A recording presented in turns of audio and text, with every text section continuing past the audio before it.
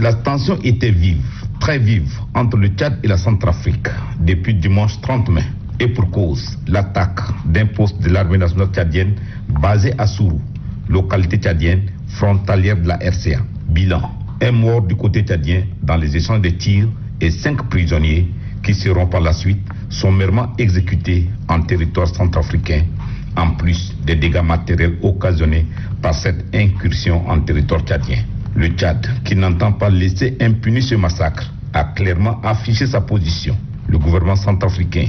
qui s'est rendu compte de la gravité de son acte, joue à l'apaisement et met la diplomatie en action pour atténuer la tension. C'est mine serrée que le chef de l'État, général du corps d'armée Mahamat Idriss Déby, et ses collaborateurs, composés en majorité de hauts gradés de l'armée nationale tchadienne, ont reçu la chef de la diplomatie centrafricaine, Sylvie Baïpo-Témo, et sa suite, porteuse d'un message du président Faustin Archange Touadéra à son homologue tchadien. Les discussions ont été franches et directes et ont duré plus d'1 heure entre les deux parties. La Centrafrique et le Tchad ne peuvent s'engager dans une escalade de violence vu tous leurs liens. La RCA présente ses excuses au peuple tchadien et à son armée suite à cet acte déplorable de son armée, a dit Sylvie Baïpo-Témo au sortir de la rencontre. Il s'agit d'un événement malheureux pour lequel nous devons, dans le cadre d'un travail commun avec la République du Tchad, réaffirmer face aux ennemis de la paix la solidité de nos liens fraternels et notre détermination, malgré toutes ces velléités, pour alimenter des situations de conflit et un climat de tension entre nos deux pays, vraiment solidifier nos liens de fraternité et montrer à l'opinion nationale et à l'opinion internationale que la République du Tchad et la République centrafricaine ne font qu'un et que nous avons cette formidable capacité à dépasser les événements malheureux, à travailler ensemble pour élucider ce qui s'est passé, prendre nos responsabilités et sanctionner.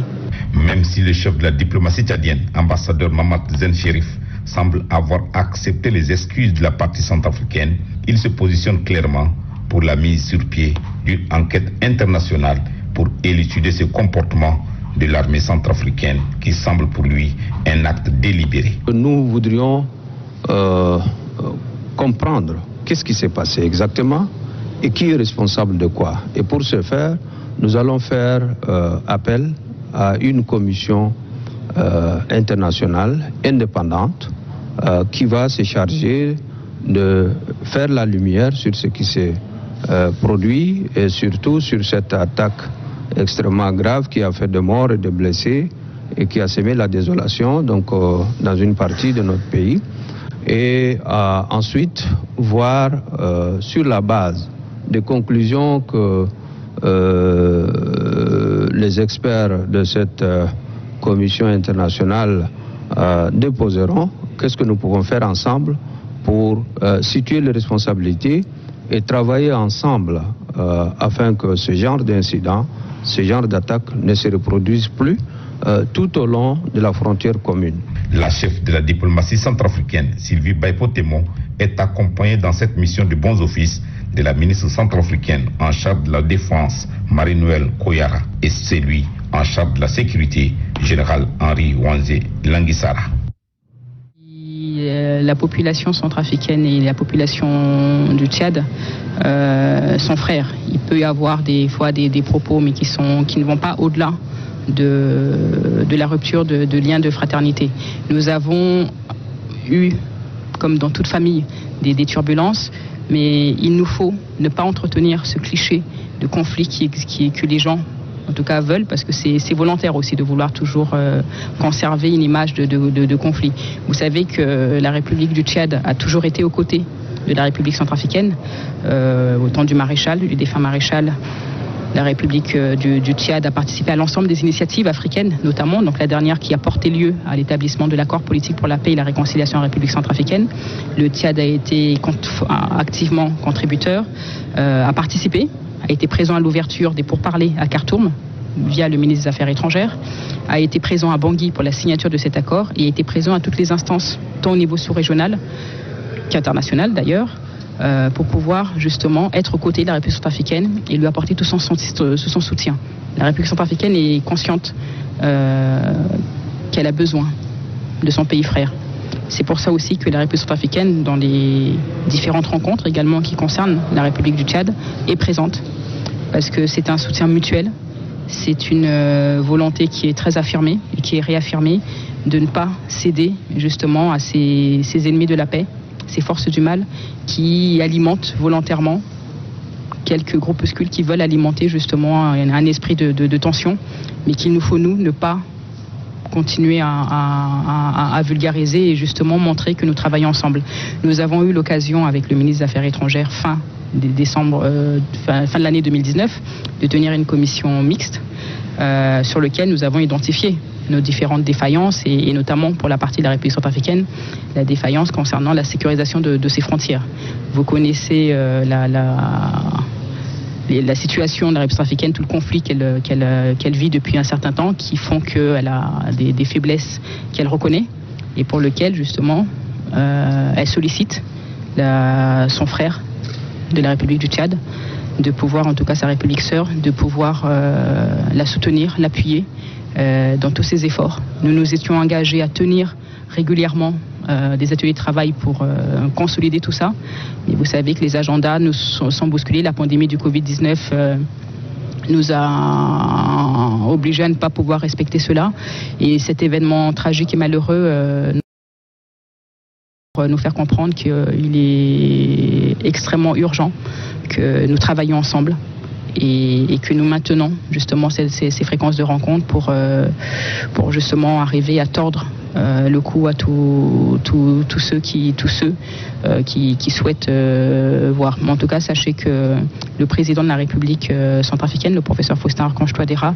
à l'annonce de cet événement, a manifesté automatiquement, a eu à échanger avec son frère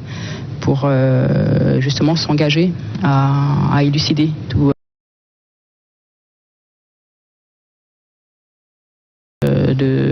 justement des éléments qui sortiront de toutes ces analyses. Mais à 5 heures du matin, des forces disposant de drones ont attaqué le poste avancé de Mbéré. Donc ce poste s'appelle Sourou et ce poste était tenu par 12 éléments détachés de forces de défense et de sécurité. Et comme vous le savez, vous l'avez appris à travers la presse, que cette attaque a causé sur le champ la mort d'un soldat, 4 autres en ont été blessés. Et ensuite exécutés de l'autre côté de la frontière. Et le village en question a été complètement incendié.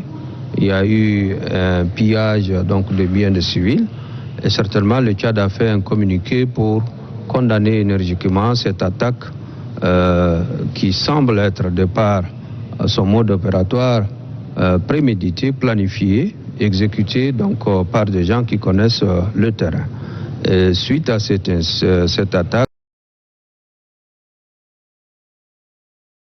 le président Archange Touadéra de la République centrafricaine a essayé de joindre son homologue, le président du Conseil militaire de transition, pour envoyer une délégation de haut niveau, conduite par la ministre des Affaires étrangères, ici à ma gauche, et comprenant la ministre de la Défense et le ministre de l'Intérieur en charge de la sécurité. Et nous avions, dès l'arrivée de cette délégation, eu une longue séance de travail et à cet effet, il convient de noter, donc, pour s'en féliciter, que de part et d'autre, il y a un engagement fort au plus haut niveau de nos deux pays et nous allons travailler conformément aux instructions que nous avons reçues de nos deux chefs d'État pour que l'intérêt commun de deux pays soit au-dessus de toute autre considération, sans occulter la gravité de ce qui est survenu comme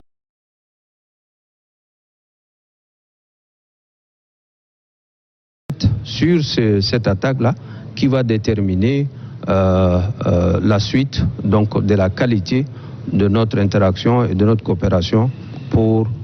préserver les liens de fraternité, d'amitié et de coopération qui lient donc nos deux pays, qui sont liés à la fois par la géographie, l'histoire et la culture.